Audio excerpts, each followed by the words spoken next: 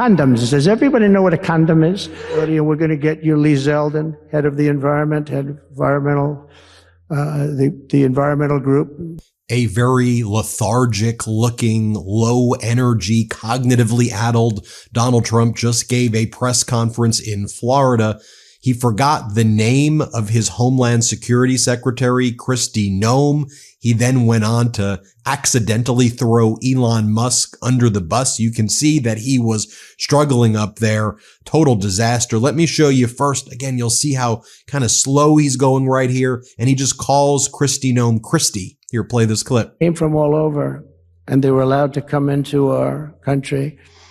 And we're getting them out in record levels, just like they came in record levels. I want to thank Tom Homan and Kristi, who was she's doing a fantastic job, governor of South Dakota, and Tom Homan, Okay, and then Donald Trump says that he put Elon Musk in charge of Doge, which directly contradicts an affidavit submitted under oath by the Trump administration to say that Elon Musk is not in charge of Doge and that Elon Musk was actually just a special advisor to Donald Trump, but was not controlling Doge. Donald Trump just threw Elon Musk under the bus. I wonder if the lawyers in that case are going to try to now call Elon Musk in to testify in court. Play this clip.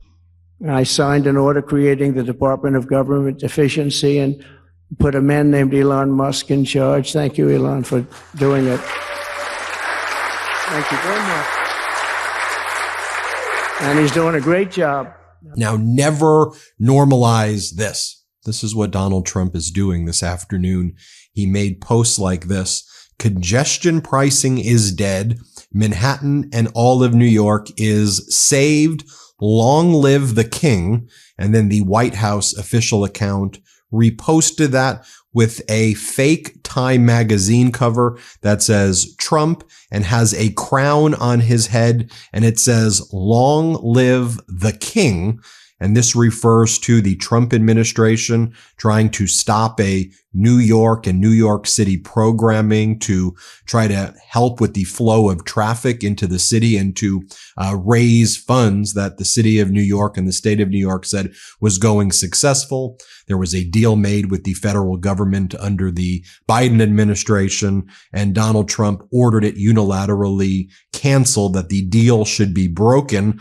And, New York is not following those orders right now, but Donald Trump is saying that he's now saved New York for doing that. And he's posting photographs of himself as a king with a crown on his head. Yes, folks, it is utterly deranged. And this follows Donald Trump posting this morning multiple posts and statements referring to President Zelensky of Ukraine as a dictator and threatening Zelensky that he, quote, better move fast or he is not going to have a country left. Donald Trump then spread other Russia propaganda as well about Ukraine stealing all of this money from the United States. I'm reminded of this quote, though, from Game of Thrones, quote, any man who must say, I am the king is no true king. Donald Trump's posts both about Ukraine and saying that he's a king, to me, it comes from a place of total and utter weakness. You can see the weakness and desperation in the post. He thought that President Zelensky of Ukraine was going to be bullied.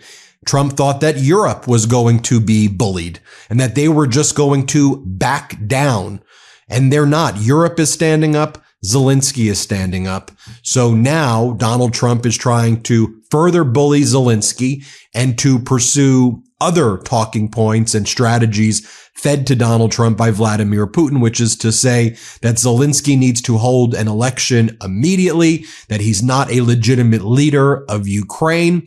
Now, let me just show you this video that Vladimir Putin released moments ago, where he's basically he is speaking to Donald Trump in this video, saying that Trump needs to go harder on Europe right now and apply more pressure to attack Europe and to attack Ukraine. You can see how easily Putin is playing Donald Trump here. Here, play this clip. This was done. But honestly, I am surprised by the restraint of the newly elected President of the United States, Trump, regarding his allies who behaved in such, let's say, a rude manner. He still behaves quite politely towards them, but they do not hold back. After all, if we talk about the Ukrainian settlement, the United States is working with with European allies. Mr. Kellogg, as far as I know, is currently in Kyiv, right? Before this, he met with Europeans. Now, the president of France is going to Washington. I mean, is it so completely obvious what's going on there?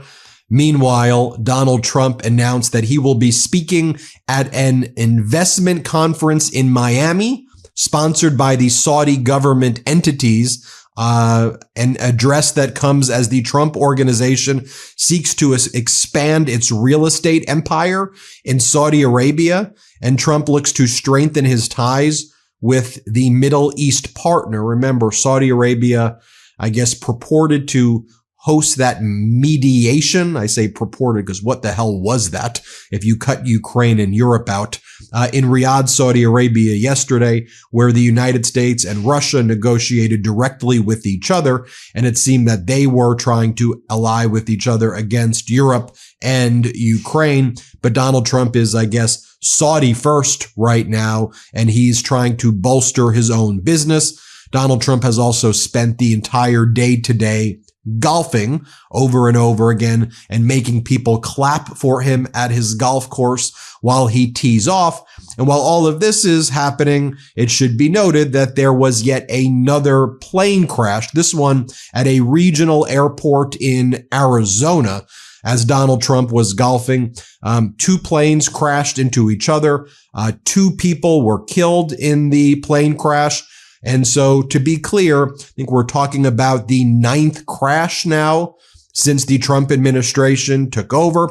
And as I said, one of the things they're trying to do in the Trump administration, the same way they've normalized school shootings, they want to normalize air crashes and plane crashes as well, and say that there's planes crash all the time, which is not true. And then they lie and say, planes crashed more under Biden than Trump, which again is totally false. But here's Trump's transportation secretary, Sean Duffy, who got famous on the Real World Road Rules Challenge. Here he says, planes crash. It's just what happens. Here, play this clip. But again, air crashes happen, but they were more under Biden than Donald Trump. But the point here is we want to get to a place where we have zero crashes. We don't want people to die in aircraft, which is why what I've done is focus on how do you upgrade the system. But Will, you look at what's happened, the airspace around DCA, that was allowed to stay open under the last administration. The inspections that were done of the aircraft that have crashed, that was done under the last administration. So it is rich that they would come at this administration for the mistakes that they've made and blame us for the crashes. We're going to fix what they refused to fix over the course of their 4 years. And that's the mission of this department. As I'm sure you've been seeing lately, the MeidasTouch network has been growing a lot. And as we grow, I don't want to be in expense chaos as we have to handle invoices from reporters and freelancers. And so how do I keep track of all of our receipts and all of those things? I use Ramp. Ramp is a free corporate card that automates your entire expense process. So the moment your team makes a purchase, Ramp handles everything: receipt matching, categorization, approvals, the works.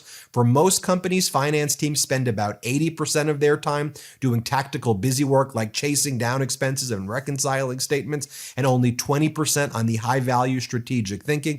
Ramp flips that equation. It's a free corporate card that handles all the tedious financial operations automatically, so your finance team can focus on what actually moves the needle, like forecasting, strategic planning, and driving growth. It's easy to switch to Ramp. For new members, Ramp offers complimentary white glove onboarding accounting services to help you migrate from your current corporate card to start using Ramp. Plus, you'll get a free metal card to use. It's impressive, tactile upgrade. Don't wait, switch to Ramp now. It's like hiring a full-time employee just for expense management, only easier. Over 25,000 businesses trust Ramp, including Shopify and the Boys and Girls Club of America, which is why they were just named the #1 in spend management by G2. And now for a limited time, listeners of this show can get $250 when you join Ramp. Just go to ramp.com/Meidas. That's ramp.com/Meidas, ramp.com/Meidas. Card issued by Sutton Bank. I think you'll see why Ramp has made our lives here at the MeidasTouch Network as we grow more efficient and more organized. I think you'll enjoy it. So again, check it out. It is ramp.com/Meidas. Meanwhile, you have the Trump official rapid response team also spewing Russian propaganda.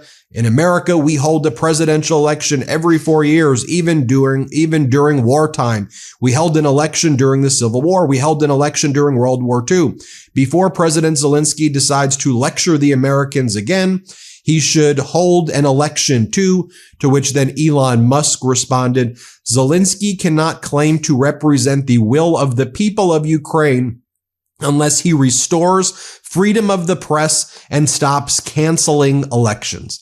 That is quite literally verbatim the Russian talking point that is being spewed by a co-president of the United States and the official accounts of the White House and other American accounts as well. While all of this is going on, folks, we're learning that, and this is from our friend Greg Sargent over at New Republic. He's a great writer. The Trump-Musk cuts just resulted in the firing of numerous top researchers at NIH's Center for Combating Alzheimer's. They predict big setbacks to fight dementia. This cause was once championed by Republicans, but not anymore. President Zelensky just wrote, "Thank you for your support, reaching out to the world and trying to stay strong." As Dylan Williams writes, though, Trump has not even been in office for a month, and Americans are already legitimately wondering if 1, it is safe to fly, 2, they will be able to buy eggs, 3, we are going to invade a NATO ally, 4, common prescriptions will be banned, 5, their Social Security payment will arrive. Will it arrive or not?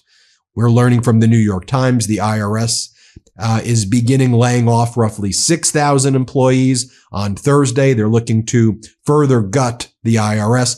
As our editor-in-chief, Ron Filipkowski, writes, the third day in a row on the golf course while Musk runs the country. He didn't even know yesterday that the head of the Social Security Administration resigned and didn't know SpaceX employees were working at the FAA and Department of Defense. And he claimed Medicaid wasn't being cut when it's being cut massively right there. And so this is what continues to go on right in front of us. Now, I'll show you this video right here as well. This is from Senator Thune, the Republican leader of the Senate. And Senator Thune is asked, would you call Zelensky a dictator as Donald Trump does? And you'll see how cowardly Thune is refusing to answer the question. Play this clip. Would you call Ukrainian President Zelensky a dictator as President Trump has? Well, I like I said, the president speaks for himself. What I want to see is a peaceful result, a peaceful outcome. And I think right now there's a negotiation going on, and let's see where that ultimately leads. Hopefully it'll get to the outcome we all want to see. Further, Republican Senator Lisa Murkowski says the following to Morgan Rimmer after Donald Trump called Zelensky a dictator, quote, I would like to see that in context because I would certainly never refer to Zelensky as a dictator. As our editor-in-chief Ron Filipkowski writes, the context is that Trump is Putin's bitch. Just take a look right here. Our friend Brian Tyler Cohen made this graphic right here, which shows Trump gut the FAA. Trump disbands the Aviation Security Advisory Committee on January 22nd, declares he has ended DEI and restored excellence in safety in air travel. On January 23rd, plane crash in Columbia, California. January 29th, first commercial plane crash in 16 years over Washington, D.C. 67 people died. January 31st, plane crash in Philadelphia. February 1st, plane crashes in Texas. February 5th, Japan Airlines plane strikes Delta flight on runway in Seattle. February 5th, plane crashes in Arkansas. February 6th, air flight disappears over Alaska with 10 people on board, later all found dead. February 10th, plane crashes in Scottsdale, Arizona. February 12th, military fighter jet crashes in San Diego Bay. February 15th, Trump fires hundreds of FAA employees. February 15th, plane crashes in Florida. February 15th, plane crashes in Georgia. February 16th, 2 planes crash in Texas. February 17th, plane departing from Minnesota crashes in Toronto. February 19th, plane crashes in Arizona today. We'll keep you posted with more here in the MeidasTouch Network. It's your update so far. Hit subscribe. Let's get to 5 million subscribers, and thank you for watching. Can't get enough Meidas? Check out the Meidas Plus Substack for ad-free articles, reports, podcasts, daily recaps from Ron Filipkowski, and more. Sign up for free now at MeidasPlus.com.